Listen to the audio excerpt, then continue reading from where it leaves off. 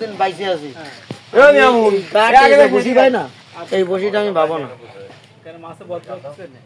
এই প্রশ্ন করলে তোমার খালি কথা বাড়বে না। আচ্ছা ভাই এই জায়গায় কি হচ্ছে ভাই? দুধ দেখতেছি, জামাল বাইরে দেখতেছি, মগ দেখতেছি। আমরা একটা প্রতিজ্ঞা আবদ্ধ ছিলাম, হ্যাঁ এজন্য সে তার একটা কাজ পেশাদারি কাজ ছিল, সে কাজেতে ফিরে আসবে, এই জন্য দুধের গোসল হচ্ছে।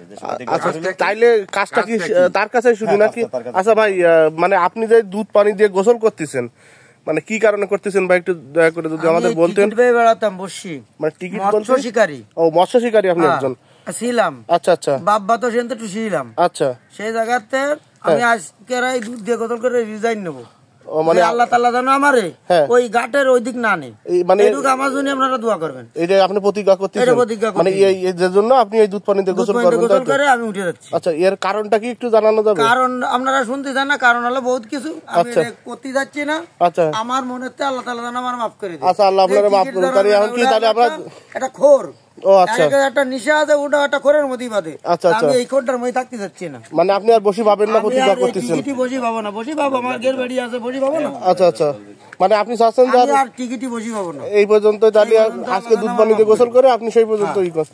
আচ্ছা তাড়াতাড়ি ঢালেন নেন তাহলে কোথায় গোসল করেন আপনারা? ক্ষোভ থেকে গেছে তার না, কোনো ক্ষোভ নেই নেন আমার কে বড় রাগ রে রঙ রাখাটা পূরণ করে আল্লাহ দামাল ভাই জানো ঘটনা রাখি খেলা ফুটিতে পার ভাত খায় না।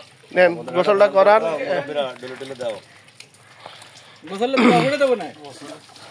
ও দামাল ভাই মিনা খোলা তো ভাই ওটা তো ভাই গোসলে তো বাপ কি জানি রে।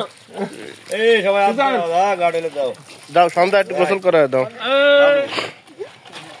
তাহলে মনের আশা তারে এটা খাবান কই এই পর্যন্তই বসি ভাই আর পাবে না।